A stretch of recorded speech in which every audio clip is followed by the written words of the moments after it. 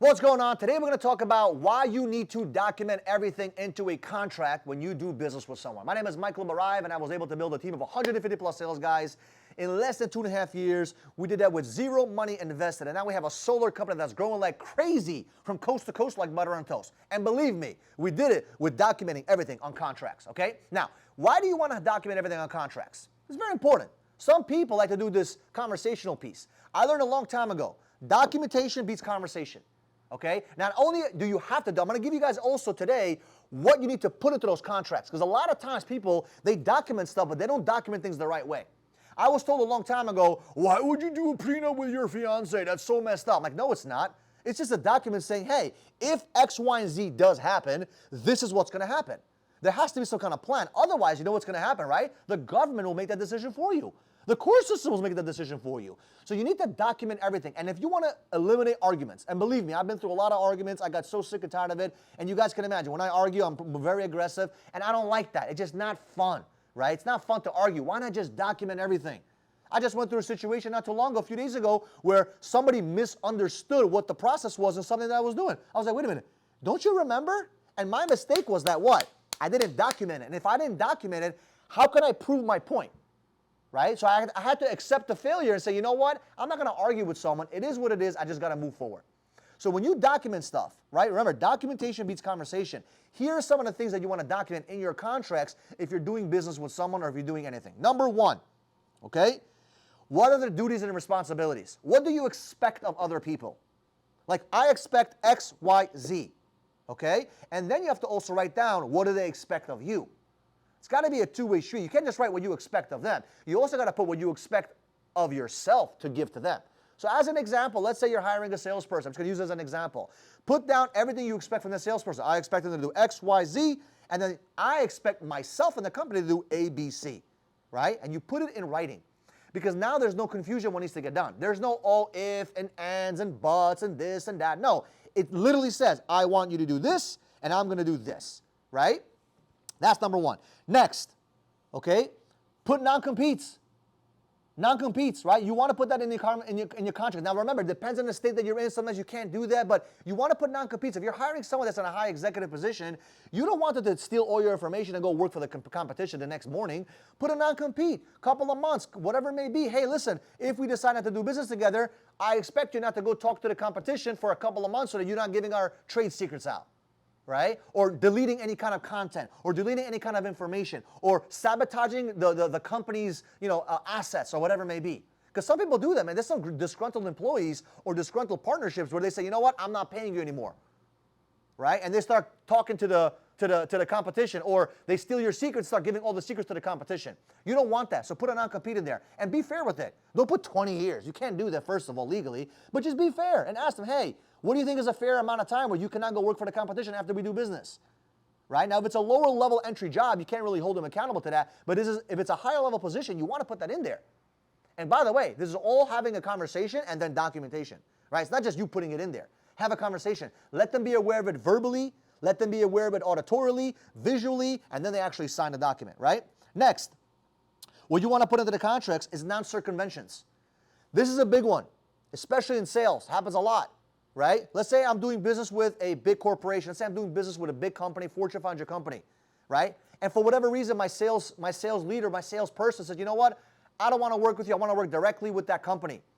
Well, there's a circumvention, right? You can non-circumvention where that sales rep is not allowed to go to who? To that big company and start working them directly. Because they have to work with you because you're the provider, you're the supplier, whatever it may be, right? So you want to make sure you have non-circumvent in your contracts because you don't want people to start circumventing you because then you're out of business. Can you imagine me going to one of my partners and talking directly to the supplier and cutting them out of the equation? First of all, that's disrespectful, but number two, that's legally not allowed, right? Because I need them to make money, right? So it's a very important conversation to have, especially when you're doing business, to put non-circumventions inside of your clauses, inside of your contracts, so that there is no confusion. And by the way, non-circumvention also means that I should not be stealing their people as well. So if I have, let's say, for example, a partnership, I should not be talking to their people to come work for me. I should not be poaching, right? I should not be talking and say, hey, come work for me. I'm going to pay you more. It's number one is disrespectful, but number two, it's documented in the contract, okay? So don't forget to put those clauses in there. Next, pay. It's very important. Let people know what they're going to get paid, at what time they're going to get paid, why they should get paid, what is considered a completed job or completed action, so everybody understands the process of pay. And don't be changing that shit every 2 weeks, right? One of the greatest things that I've ever done in my sales organizations, which I hated when I was working for other companies, is they changed the commission structure every single month or two. I freaking hated that. I said to myself, when I open up my business, I'm not going to change the commission structure every single month. Here and there, once a year, once every couple of quarters, okay, fine. But every single month? I used to have this company, I'm not going to say its name, big company, every 2 months, every month and a half, every 2-3 weeks. Oh, new commission structure. We would hit our goals. Oh, new commission structure. I'm like, God damn it. Every single time I try to hit my numbers, they slap me in the face. It's like they don't want me to win. And I never did that to my sales guys. I said, you know what? I'm a sales guy too. I will never, ever, ever want my sales guys to have changes all the time. So when you're putting stuff in the contract, make sure you put the pay and make it very clear and very visible. And by the way, if you own a business, pay your freaking people. Pay them on time. I hear all these horror stories, especially in the solar industry, people don't get paid on time. It's crazy. Why would you not pay people on time? Now, if they owe you money, there's a chargeback situation, they lied to a customer, I understand that. But you got to make sure that even if you didn't get paid, you got to pay your people. I understand it's painful, but if they did their job, they did what they need to get done, pay them, okay? But like I said, it's very important to put that into the contract so there's no confusion and chaos in that situation. Next, I know you're going to do business with them for the rest of your life. I know you guys are best friends. You're going to do business till the day you die, 100 years of the business. I get it. Put an end of agreement clause in there. What will happen if we decide to not continue to do business with each other anymore? If something happens, what will happen? Like, what are the next steps? How do you divide the partnership? How do you divide the distribution of profits? How do you divide the assets? How do you divide the responsibilities? Who takes what? Put that into your agreements. Many people in their operating agreements, they only put what's going to happen in the beginning, but they never, ever, ever put what's going to happen when they dissolve. And a lot of lawyers will recommend you, hey, what will happen if the business goes south? That's what a prenup is, guys. That's all it is. It just says, hey, if anything, God forbid, happens to this situation, XYZ happens. And I keep the freaking lawyers and the courts out of my business. That's what it's for. It's not to make things more horrible. It's not to make things more challenging. It's to make it more easier and simple to act upon. Last but not least, if you could put this in your clauses, ask your lawyer. By the way, this is not legal advice. It's just my opinions, by the way. But I would put an arbitration, right? What that basically means is that somebody should not be going to sue you right away. A lot of people in America want to sue everybody. Sue this, sue this. Bro, why don't you just sit at a table and discuss it before you sue somebody?